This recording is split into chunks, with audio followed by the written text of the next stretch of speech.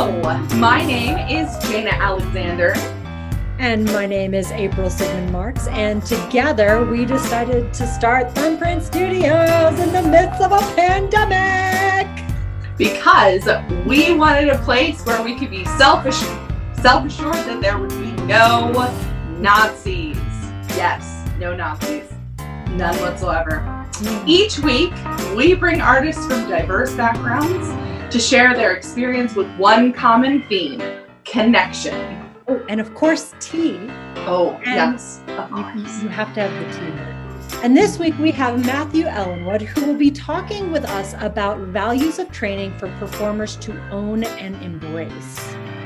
Matthew is the owner of Complete Vocal Services, Ellenwood Studios, an independent studio focusing on the artistic development of performing artists through classes in voice training, acting, and emotional regulation integrated into performance skills. He is also the artistic director for Terra Mysterium Theater Troupe and a proud dog daddy. So welcome, Matthew, to our virtual tea time. Yay. Hi, everyone. Hello. Thanks for having me. Thank you for being here. You are the reason that Jaina and I even started forming a friendship. It's very true. Yes. So in other words, if there's someone to blame for Thumbprint Studios, it's you. Oh, I love to share the blame in this beautiful project. So honored. Yeah. So Matthew and I met right after I graduated college, actually. When I did a summer program, and Matthew was one of the coaches there. We bonded really closely. And then a few years after that, he actually married my spouse and I, which was delightful and exciting. I officiated, not yes. polyamorous or anything. Right. Yes. Nothing wrong with that. But. Yes, that is true. Then a few years after that, convinced me to go to Misha. And we actually spent the whole summer traveling around like crazy people. And then when we went to Misha, Matthew said, "Oh, hey, there's this woman here that you really need to make sure that you have a conversation with. Her name is April, and she's fabulous, telling me about her blah, blah, blah." And so then when we showed up that first day, he was like, "Oh, it's that girl over there. You should go talk to her." And so then, that's sort of how everything got started. So thank you, Matthew, for all of that. Thank you. Pleasure. So glad it worked out. Yeah. So what are your hopes for 2021? Oh, friends, that we can get back to live connection. Like all of it, theater, work, friendship, everything. I just want community again. I want to be able to hug people and to be in the same space and to not be scared of a plague. That is very true. So. Yeah. Hugging people again. I feel like that's the clutch, and like the avoiding that awkward. I don't know. Do we just wave from a distance? Do we elbow bump? Do we? What's happening? Am I too close? Am I too far away? Yeah, that whole thing. Ready for sure. Yeah. For sure. So, what are you currently obsessed with? Designing online courses at Thinkific. It's like every single hour of free time. How do I do that? What would that be like in the syllabus? Oh, I'll insert these links. It's kind of unhealthy where I am, but it'll back off once I have, all the courses up before February. Yeah. So that's my current obsession. I mean, you say unhealthy, but I feel like in times of difficulty, what really keeps me grounded is my artistry. Sure. That's the center of me. So sometimes I feel like you got to dive into that a little more when we're dealing with intense chaos in other areas of our lives. Yeah, absolutely. And I think, the output of it, once it's done, it will make for a healthier life because it's set, and I won't be obsessing about what emails I want to write and all that content creation. It's just up there, and I can update it, and I can have life. I can enjoy my husband and my dog again, so that will be lovely when the project's done. There you have it, that balance. That balance. Yeah. So Matthew, tell us about your journey. What has brought you to where you're at today? So I started as a kid actor and musician, and did that for all of my growing up through high school. Became an assistant to a stage magician in high school and undergrad, and did stage magic professionally for years. And then I got degree work in classical music, voice production, and pedagogy, undergrad and grad school. But ultimately, I've always just loved storytelling and creating moments of wonder for folks. And I want people to enjoy that as well in their own lives. Where are little bits of wonder and these moments of intangible, inexplicable experiences, right? So for me, that's the theater. That's all of it.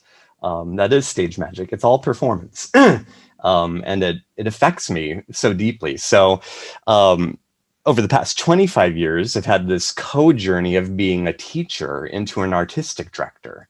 And so from being someone who's on stage, being the center of that focus, to being behind the scenes and helping people to find their own way to shift that wonderful focus and then give it back. So that's my journey to this point. I love that you refer to it as stage magic. Yeah. Gorgeous. Well, both literally, like sawing men in half, which I did for years, and literally making magic on stage. Like, what is the spell that we want to weave for and with each other in the audience? What are we creating together in that liminal space?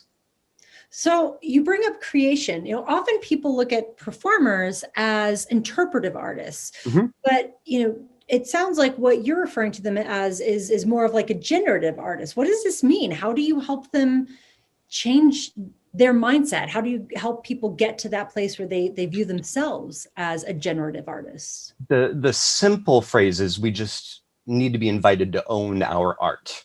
That's the simple takeaway.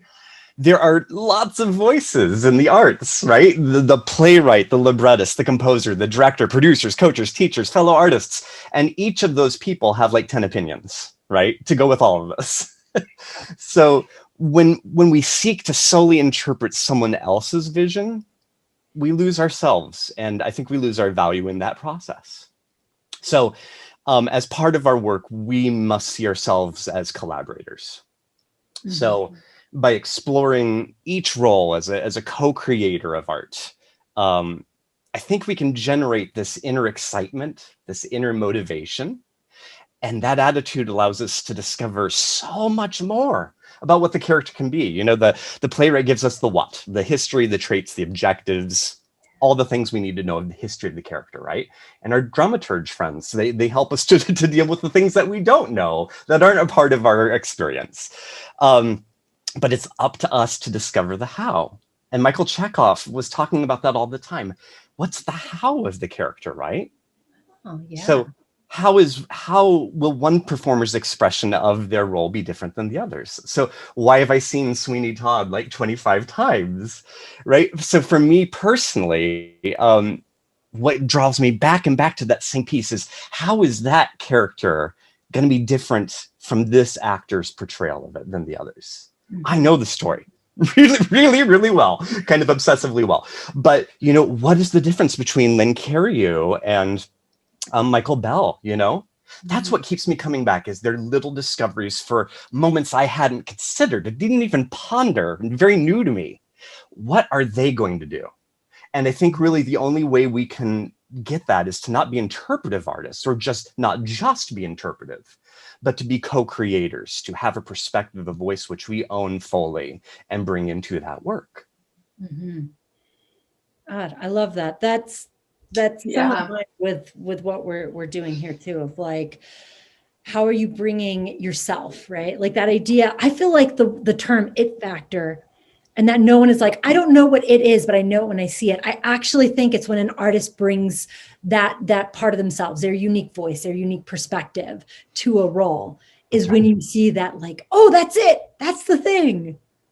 Exactly. I call it presence in the studio, right? And presence can be learned, right? It's part focus and concentration. It's part imagination. It's part vulnerability. It's part generosity, right? So if we cultivate these specific things, we cultivate and inculcate presence and it factor. And so it's not just something that people are born with. And if you don't have it, that's it. We can learn it. We can embrace it to some degree at however we are comfortable doing that for ourselves. So I think it's not just you have it or you don't. It can be cultivated. Which oh God, I love that, because I think so many people get caught up in this idea of like, oh, well, there's a certain bar, and if I can't meet that bar, then I don't have it, and I'm not, and that's not the case at all. I don't think that's true, personally. Yeah. Yeah. I know that a big part of your teaching practice is a focus on emotional intelligence. Now, when I think emotional intelligence, I think like corporate communication styles, like human resource departments. What is your definition of emotional intelligence, and how do you incorporate that definition into performance practice? That's great. So emotional intelligence is hugely important, but I'm really after a very specific portion of that, which is emotional regulation. Oh, okay. But let's break down emotional intelligence first. So most people say it consists of 5 principles. So the first is self-awareness. So recognizing and understanding your own emotions and your responses, right? So as actors, do you have fear at every audition you go to? Do you know that about yourself? And what level is that fear at? Is it incapacitating, or is it just enough to make you excited, right? That's your self-awareness. Are you angry at not being cast, or maybe some of the arrogance that you encounter in the world? Because there is, right? People who you thought were good friends who don't even say hi to you in the audition room for whatever reason. How do you react to that? And knowing how you're going to react to that and strategizing to do things that are more functional for you. That's self-regulation, right? Or emotional regulation. So choosing how we wish to express, regulate, and manage our emotional response. And that means being aware of the cost of expressing our emotions, right? So if someone doesn't hug me and I go up to them and like, I have been here for 3 hours and you didn't even say hello. What's wrong with you? And everybody sees that. There's a cost. It's like, ooh, I think that may be difficult to work with that person, right? So we need to learn how to regulate our responses so that we can manage them for ourselves. There are some societal cultural things, some white supremacist things around this regulation things, and we need to be aware of those variables too. So I say it's for us. What is going to help us interact with this world in a more graceful, sustainable way? So that's what I mean by regulation. Motivation is a part of this work. So we have external motivation. Are you externally motivated? I want to book that role. I want to work with that theater company. I want to make this amount of money. Okay, that's how we do it. Or internal. Is our motivation internal? Do we have a set of artistic values that thrill us, that take our breath away, that give us hope? If we have some internal values, that's going to make us more sustainable in the long run than just objective, I'm going to book the roles, right? Because in the face of rejection, which is what this business is all about, right? I mean, we face it so often, more than not, right? Yeah. So what is our resiliency? Can we evaluate how resilient, how fast do we bounce back from rejection? What is our continued commitment to the work in face of that rejection? And can we remain optimistic? Not like, Pollyanna, but like, no, this art is worth it. It's worth it to me, and I'm going to continue in this craft. Or it's not worth it to me, and I'm going to go do something else that is more meaningful to me.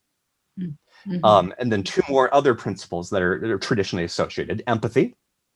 So suspending judgment and personal beliefs so that you can put yourselves in another person's circumstances or shoes.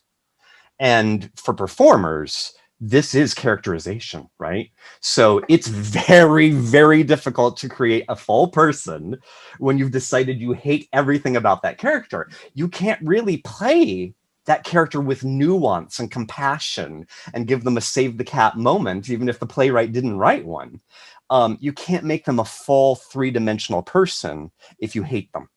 So we have to have empathy for our characters, empathy for our fellow actors, for everything that we interact with in life.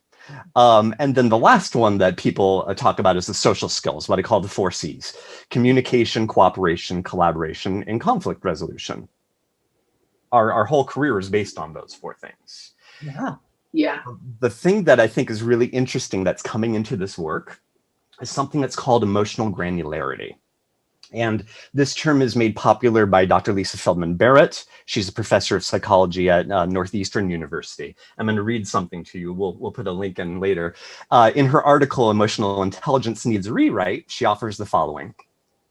When you learn new words, you sculpt your brain's micro-wiring, giving it the means to construct new emotional experiences. People who exhibit high emotional granularity are emotion experts. Like a sommelier, drinking wine, they can taste those chocolate and peaty notes, right? So their brains can automatically construct emotional experiences with fine differences, like astonished, amazed, startled, dumbfounded, and shocked. For a person who exhibits more moderate emotional granularity, all of those words might belong to the same concept, surprised. And for someone who exhibits low emotional granularity, these words might all correspond to the feeling worked up. Right? So actors and performers in general, whether you're a dancer, singer, doesn't matter. If we are able to articulate all of those emotional nuances clearly and specifically through our full instrument, we have a broader palette to paint with, right? If our emotional language is limited, our performances in turn will also have a tendency to be limited. And we've seen that. We've seen very stereotypical behavior. I'm sad now, I'm angry. And we call it indicating. So this new concept of emotional granularity not only helps me to regulate what I'm feeling better, I'm feeling peeved, right? I'm not enraged. I'm just a little ticked off. Okay, get over yourself. Breathe. Move, right? So not only does this granularity help me to adjust and to regulate, but it helps me to be more nuanced in how I choose to put peeved in a song rather than enraged. Maybe enraged isn't the circumstance, but peeved is. But if I can't articulate that, I can't deliver that in the context. Yeah? Yeah. It's like everyone loves chocolate, but the performer is finding the nuances of the chocolate. I think we must, yes. Our language as a musicians is music. Ours is emotion and action. And so we talk about action a lot, but there aren't a lot of pedagogies surrounding emotion. And I think that's created some problems for our field, for singing performers and performers, actors. Yeah. So how can a performer safely words are hard, safely self-regulate while still working with emotional freedom? Cool. Can I back up a little bit? Yeah.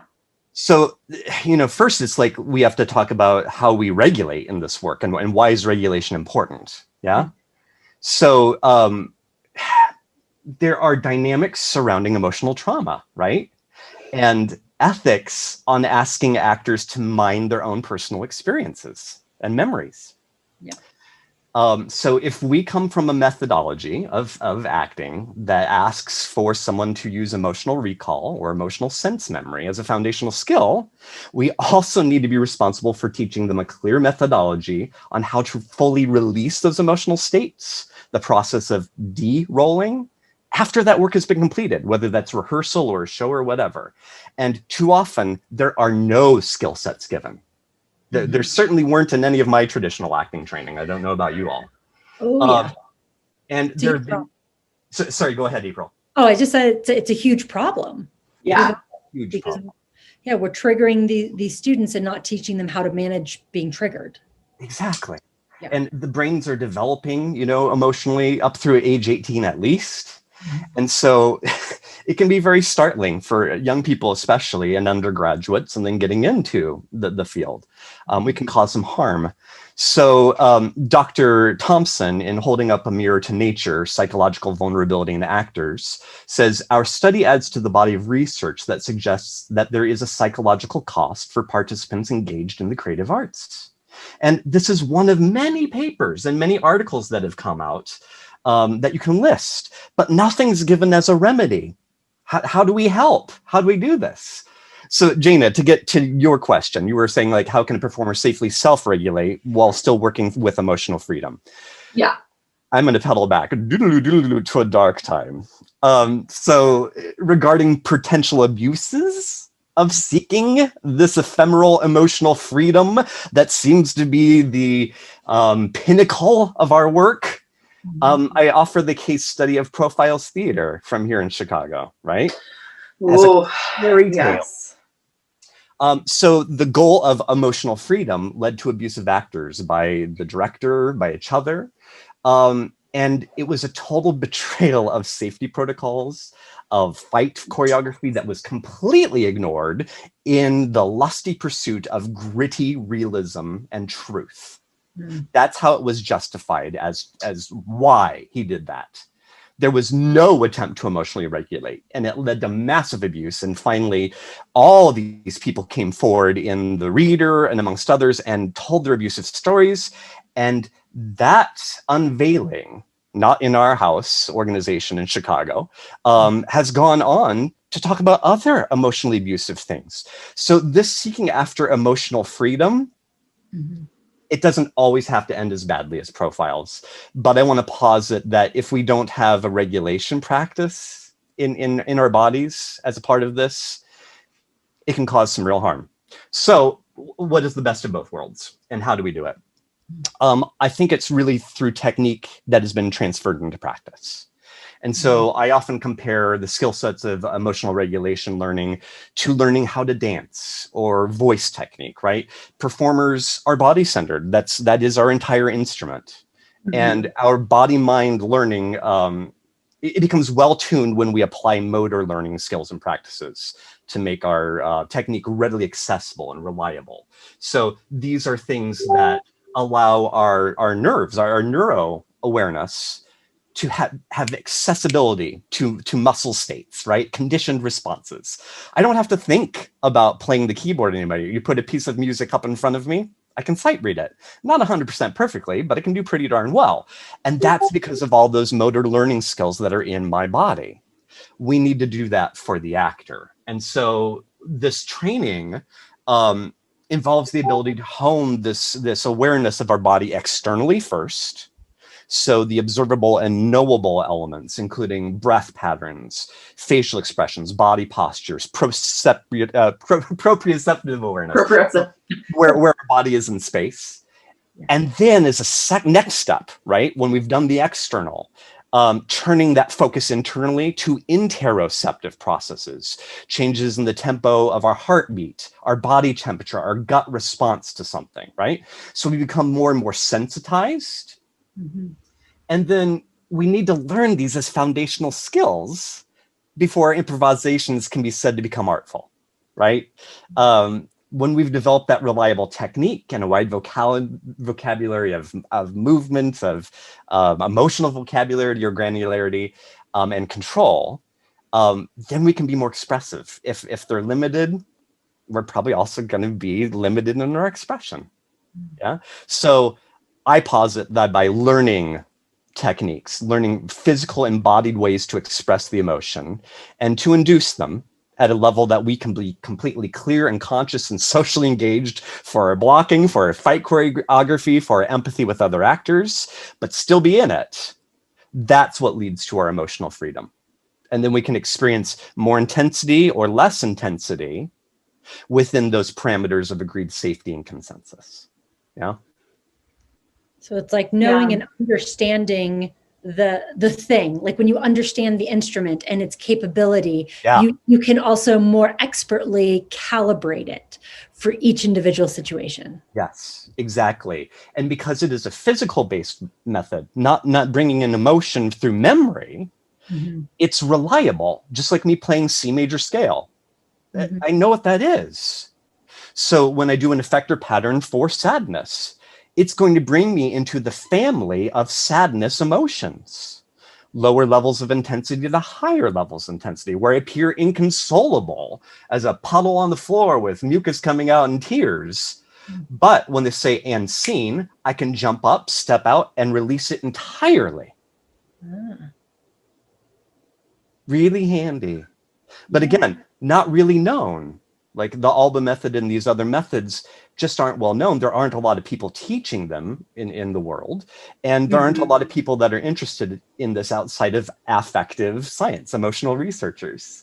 So it's been known to their communities for a while. And then, of course, we have cognitive approaches like CBT, cognitive behavioral therapy, or DBT, dialectical behavior therapy. And those are wonderful and they should be used. But we need things that are going to be reliable for our body as actors and performers. How can we behaviorally represent it and also feel a subjective, authentic experience of that at will and release ourselves from it at will? So, what is a key role in creating a healthy and sustainable artistic performance practice and career? Woo!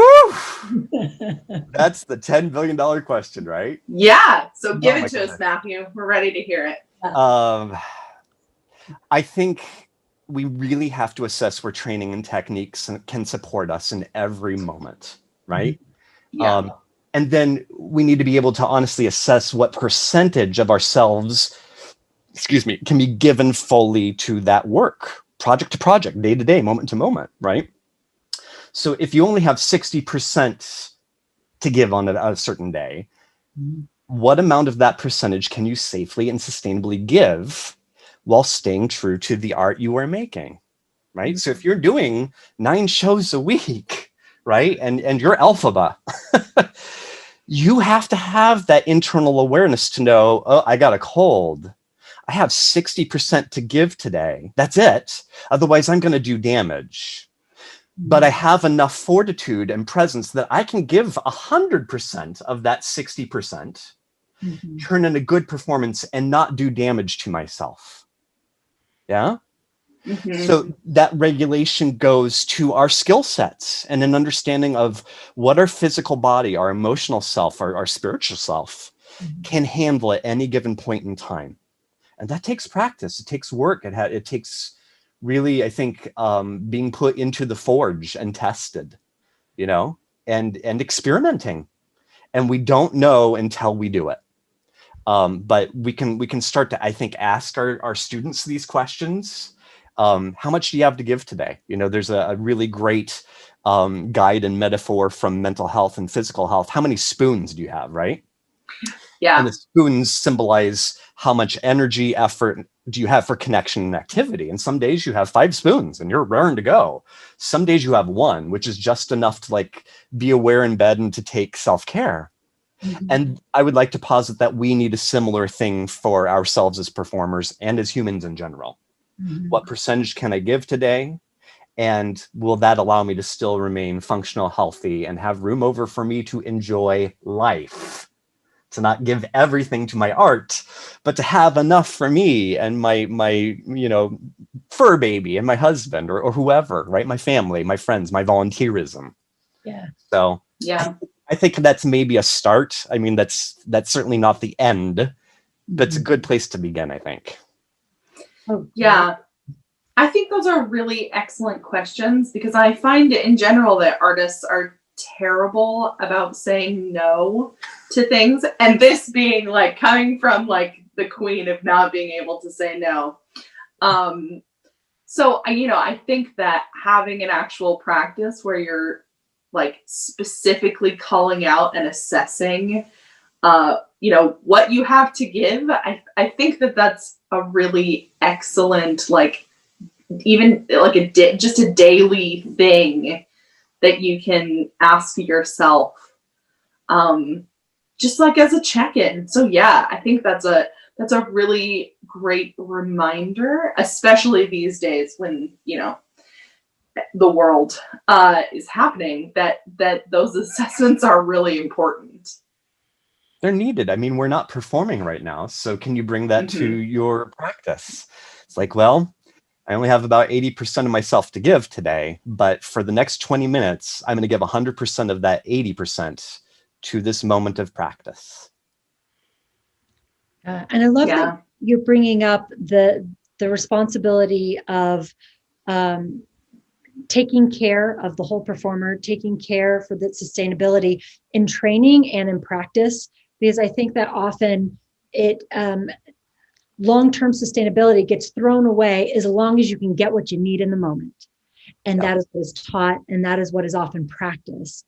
And that is irresponsible to the people who are being asked to give more than they can in those moments, and being pushed and pushed and pushed to a point that can be a breaking point, or be physically or mentally or emotionally damaging.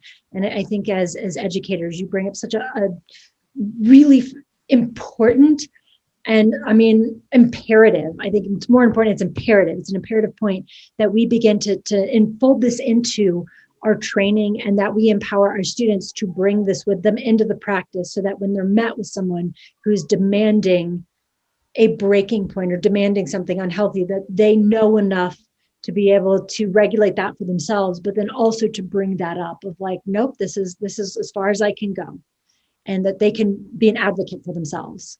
That's right, April. And for me, that brings it back to, do I see myself as an interpretive artist or a generative one, right? So if I have that perspective you just mentioned, and I'm a generative artist, there's going to be less chance for me to take that abuse, right? Because I'm an equal creator in this with you, director, producer, whoever. But if I see myself as the puppet of the director's whim, the producer's whim, I'm going to likely go into a deficit.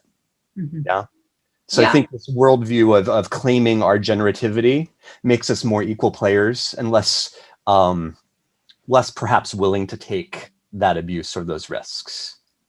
Perhaps, don't know. Yeah. So you have a workshop, a free workshop, in fact, coming up at about just this topic, correct? Correct. So what are the details, and how can we all sign up? Great. It's going to be on Saturday, the 23rd, from 10 a.m. to noon. 10 a.m. till noon. You sign up on my website, which is Central Time, yes? Central Time, Chicago time. Okay. So for our friends in the UK, around tea time for you. And you can sign up on my website, MatthewEllenwood.com. There's a tab all the way at the end that says free workshops. Scroll all the way to the bottom, fill out that form fully, and I will get back to you and with all the information. But basically, we're going to be looking at the research of Susanna Block, who is the creator of the ALBA method. And we're going to learn two techniques to step out of emotions and to bring ourselves to a neutral, if such a thing exists, but a calm, focused, centered state of awareness. And we may look at one of the effector patterns, but we're going to talk about emotional intelligence, a little bit of science, the why this is important, and then learn a couple practical skills at the end of that 2-hour workshop.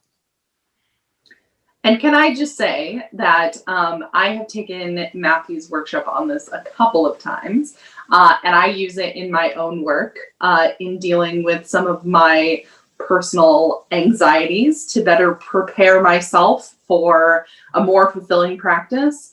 And I find it to be absolutely needed in my own stuff. So you should 100% go, because it is awesome.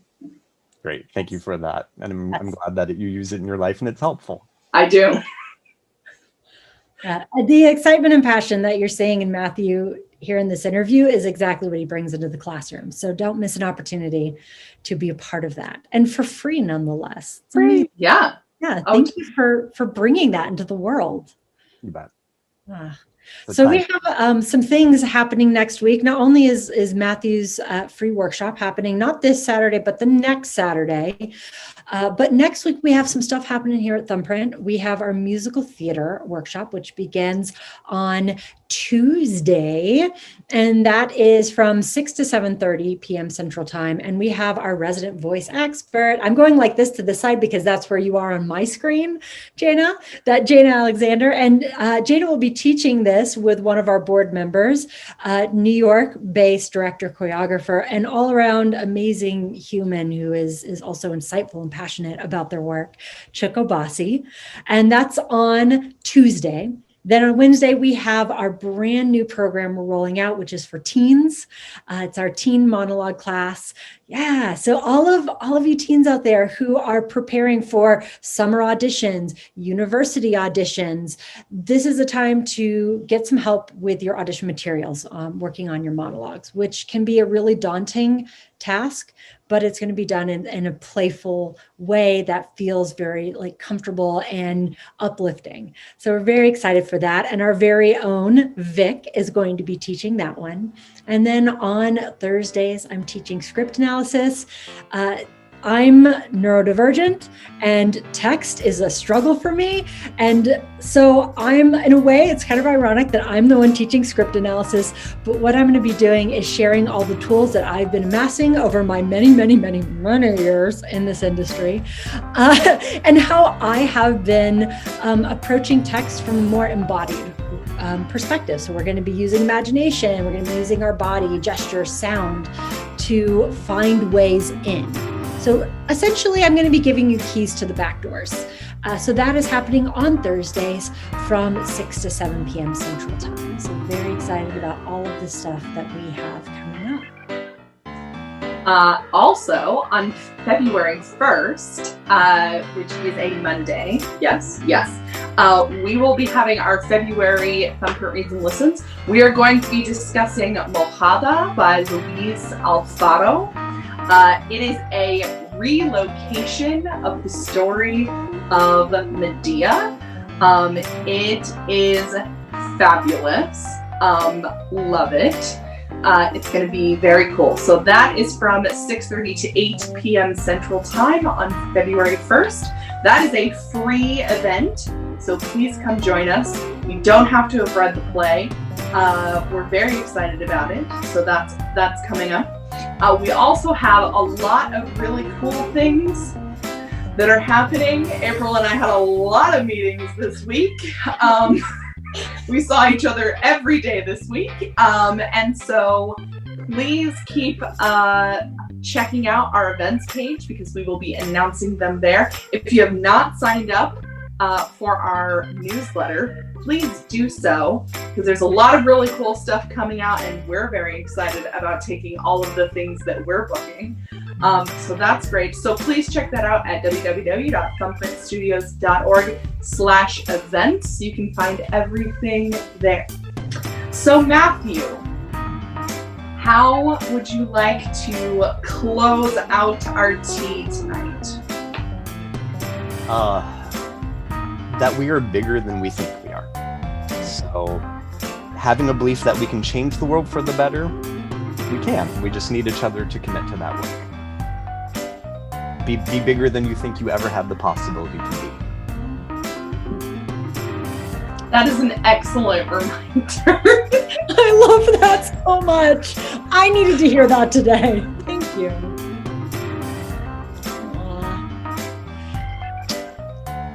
Well, thank you so much. And thank you to all of you at home. We will see you next week.